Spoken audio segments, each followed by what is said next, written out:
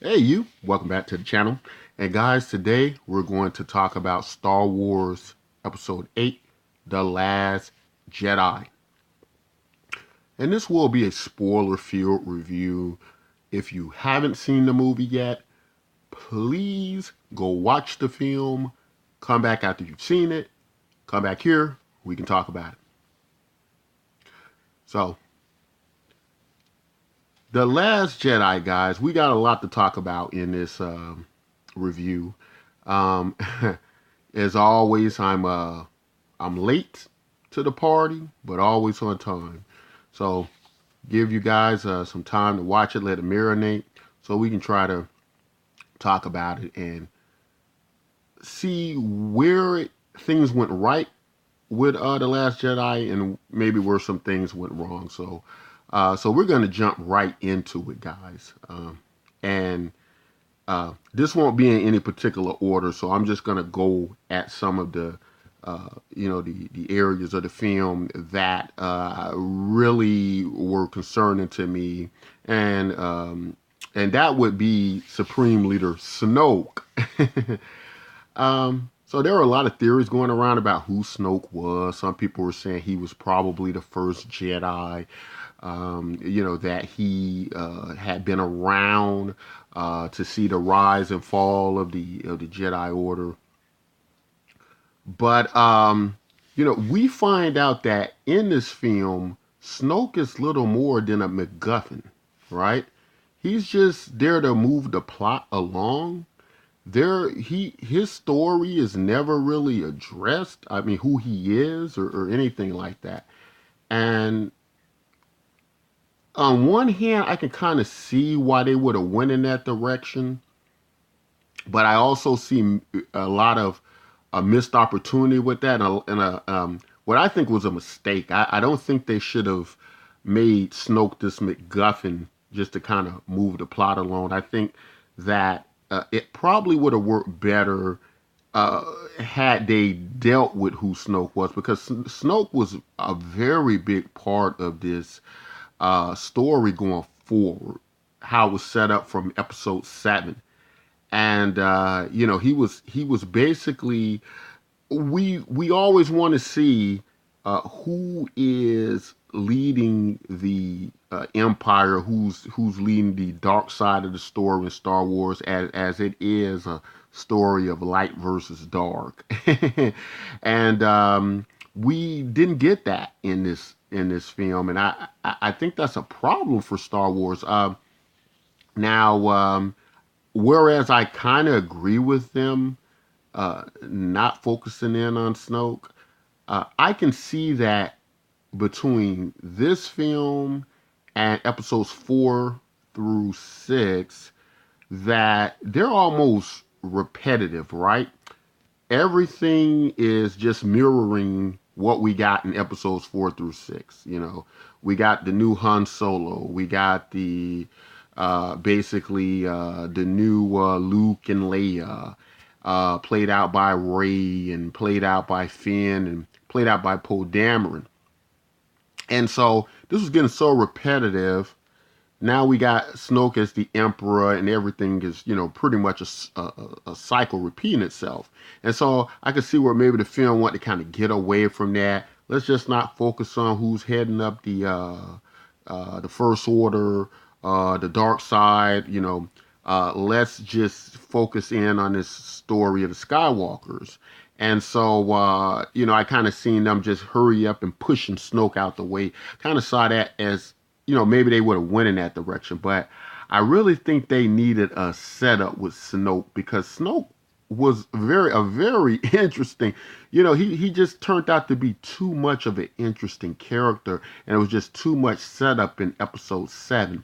If they wanted him to be a MacGuffin this way, they should have downplayed him a lot with episode 7, kind of like how they did Palpatine in the original, in the first, even though of course Palpatine had a lot of to do with the story. But if you look at the Phantom Menace, he was kind of like, it was he was behind the scenes somewhere, but wasn't really that important to the story at that stage. I think the important character in Phantom Menace was like Darth Vader's history of growing up, his his beginnings, right? So, but it's done different here in with this, and that was problematic. Now, some things that I did like about the film was that a lot of people complained about Kylo Ren, especially from Episode 7. He has this fight with Rey. Rey beats him. She's more in tune with the Force, more powerful in the Force, and because she beats him in Episode 7, now we got this figure who's kind of supposed to be the new Darth Vader, who's not threatening at all. He's just this. He's like this kid with family problems, and having temper tantrums, and he's just Kylo Ren just didn't, although he did some cool stuff in Episode 7, we could see that he was going to be nothing like the Darth Vader presence, right? And so I think that threw a lot of people off about Kylo Ren from Episode 7. I never saw him as would be the person. I always saw him after that point as someone in conflict who would be an underling. And in this film, it makes him the chief villain of the story, and I think that's problematic as well. But what did work, I felt, with Kylo Ren is this Star Wars film was very emotional, and it worked. I really cared to really, especially if you grew up on the original movies, and you know a lot of the parts of the movie, there were a lot of callbacks to that, and you kind of felt that nostalgia of when you were young, and just how far the stories progress, and how it went from like at the end of Return of the Jedi with Luke defeating the Empire and everything getting back on course, and working out to like this disaster, this family disaster. So this is a family. This is a movie about a family in severe chaos, and it's very emotional. And that did work. I could feel it, and it worked throughout the film. And that part of the film I liked. I liked those. I liked the emotional attachment I had to the film and how I felt about it. And it wasn't a happy film at all. It was this family with Kylo Ren in conflict. We get this scene where he can basically kill his mother, Princess or General Leia or General Organa. He could kill her, but he can't. You can tell he's still in conflict. He just can't bring himself to do it. And some of the other pilots from the First Order, they actually do it, and they but we also got to see where Leia didn't die, and she did this interesting Force thing, and we'll talk about that a little bit later. But that part of the film worked for me, the emotional connection I had to this film, and that's something that the relationship between Kylo Ren and Rey and Leia, these three characters, that this tragedy, this tragedy that's going on with all these characters, is very compelling, and it works, and I feel it, and I'm emotionally disturbed by it, So I did care about the film, so that tells me that it wasn't a bad film. It wasn't a bad film, but I'm looking at it as like one of these movies where a lot of things are done like a lot of things are done correct, and then for no reason at all, they just do something that doesn't make any sense, and it messes up the film. And I think that's what happened here in Star Wars Episode 8. I think it was a lot of just, they was getting everything right. Then there will be these little things they do at the end, as I'm going to talk about a little bit. These little things they do at the end of a scene that just didn't work for me, and I thought it was silly. And that's going back to the General Organa, uh, Princess Leia, Carrie Fisher, and that was very interesting. A lot of people were talking about with Carrie Fisher that of course, we know that she died in real life, and there was a lot of concern about how it was going to be with her going forward through the films, and so we then finally start hearing things like, oh, she's going to be in a lot of the film, and then some people feel like she wasn't in as much of the film as they were led to believe. But I thought that she was in much more of the film than I thought she would be in. So I was actually very happy about that, and great that they were able to get that footage, and it felt like a complete story. It didn't feel like they had to kind of just patch her in, because going back to some of the scene, the things that didn't work at the end of scenes is the one scene where, of course, we see her get blown out of the ship. I thought that was her death scene. I was like, okay, well, this is how they're going to deal with the actress Carrie Fisher's death in real life. Playing General Organa by killing her and having her do this peaceful death scene out in space, and that would be the end of the story. But of course, we got to see her use the Force at the end, and she flies through space back in the ship. A lot of people had a problem with that. Um, and I think understandably so. I think that's one of those things where at the end of a scene, it just didn't work. So I'm assuming she created some type of force bubble when she was able to do that. But there seemed to be we never had a precedent set on Jedi's doing anything like that, and it was kind of surprising to see her do it, as we never seen her use the Force to a degree like that. We was under the inception that we were under the impression that Jedi's had to be trained and master use of the Force, and that she wasn't trained, unless maybe during the gap between the episode 6 and 7. Maybe she learned some of these things through Luke, or something, or naturally. But whatever occurred, she was able to do this thing, and a lot of people had some issues with that. And I did as well. I didn't really like that part at all. I would have preferred that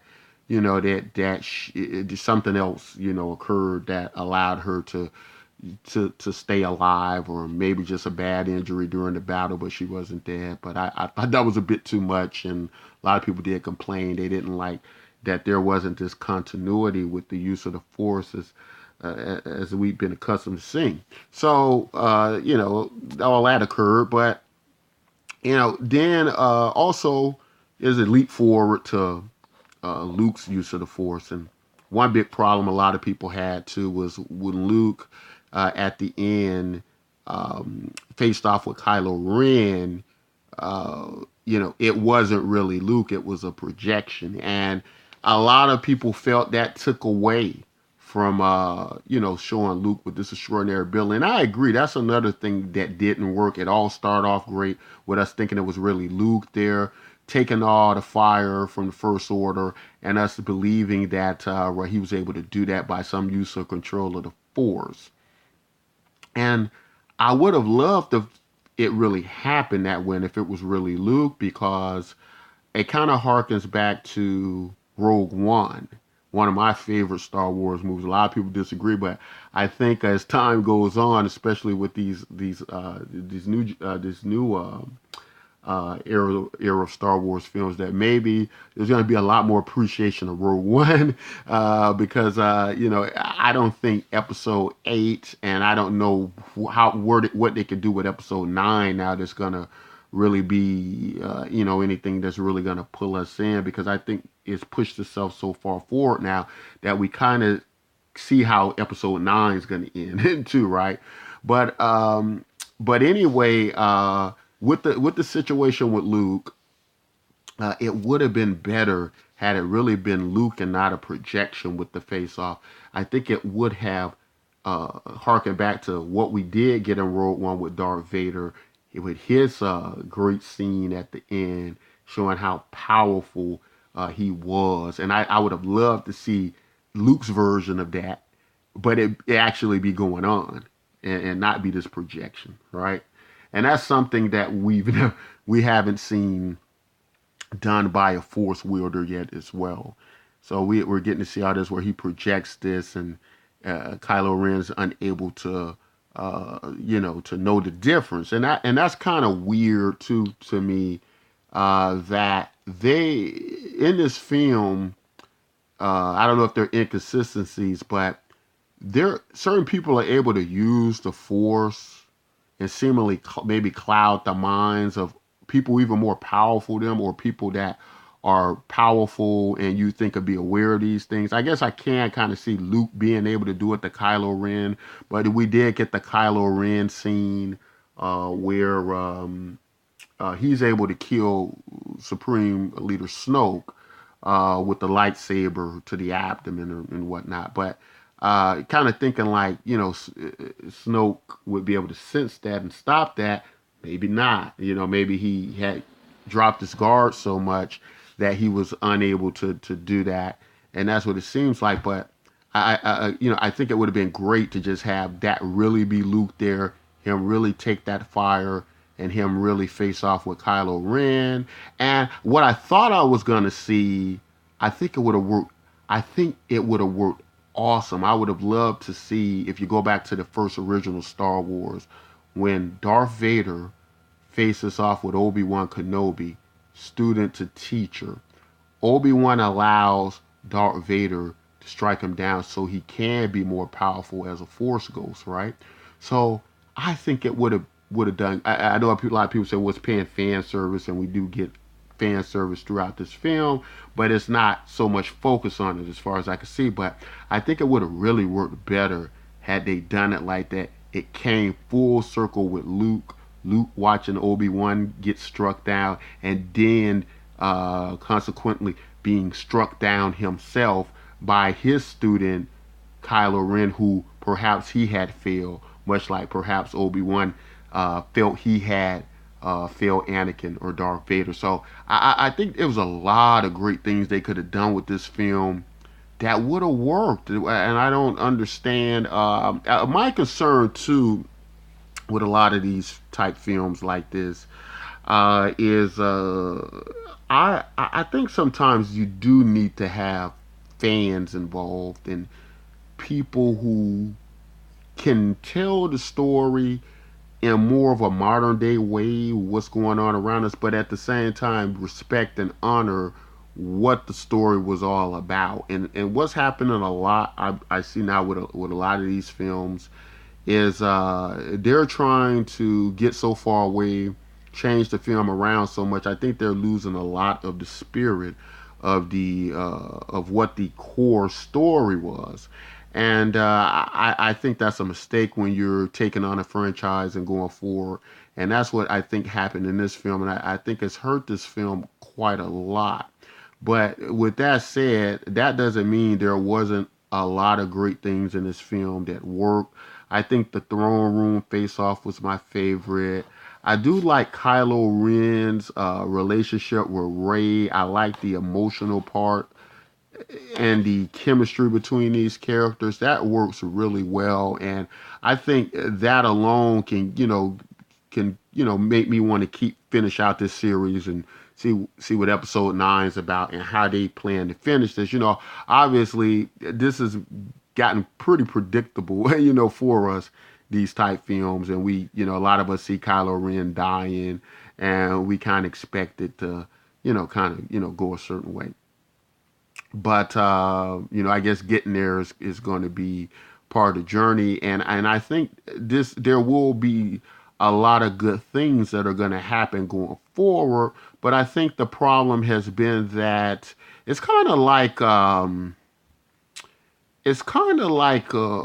having a winning championship record, I guess. You could have had a perfect season easily, but you just did a couple of silly things throughout the game and or throughout the season, and because of that, you ruined your perfect record. And I kind of see the Star Wars movies as that these later generations of them, that they're not bad films. They're entertaining films. They do a lot of stuff right. I find a lot of things interesting about how they're choosing to do these films and tell these stories now. I definitely still like them better than the George Lucas trilogies we got with the episodes 1 through 3. You know, if anybody's complaining about these films, I think it's safe to say that both of these films so far, episodes 7 and 8, have been far greater and better than anything we got in episodes 1 through 3. But they aren't better than the originals. You know, I don't think that um, and they aren't better than Rogue One, in my opinion. I think Rogue One is better than episode 7 and 8. I think Rogue One has been the best. The new generation of Star Wars films has been done and come out yet. I really do. And I think maybe episode 7 follows after that. And episode 8 here, I think episode 8 was fair. But I think episode 8 has created a lot of problems from episode 7 and going forward into episode 9. You know, also the situation with Rey, that was a big shock. Another one of these theories, like the Snoke theories, the Rey theory, where we get to find out Rey's not this great promised uh,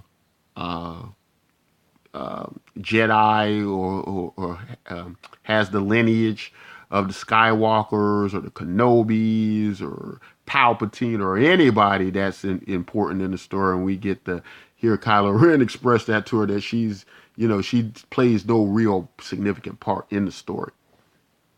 She's just powerful in the Force some kind of way.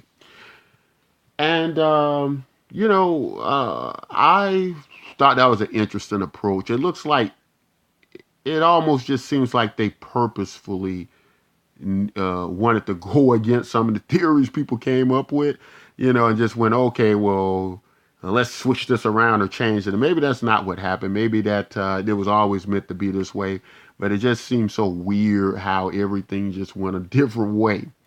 Did it go a different way for the better? No, I don't think so. I think it would have been better to go with some of the fan theories actually this time around. I think Snoke was a very interesting character. He was somebody I wanted to see a lot more.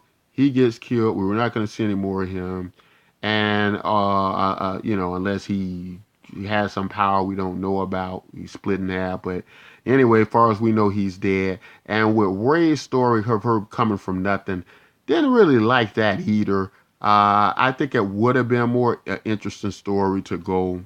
And just, you know, even though it might have been predictable, just because something's predictable doesn't mean it's a bad idea.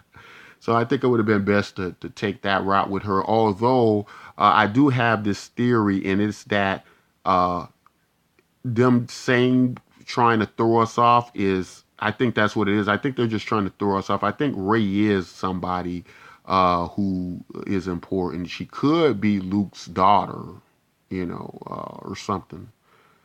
Uh, you know, and I think episode 9, my theory is, I think in episode 9 we're going to actually get to learn that Rey is somebody. She might even be Kylo Ren's sister, and hence the concern of wanting to turn Kylo Ren kind of goes back to how Luke and Vader were father and son. They were relatives.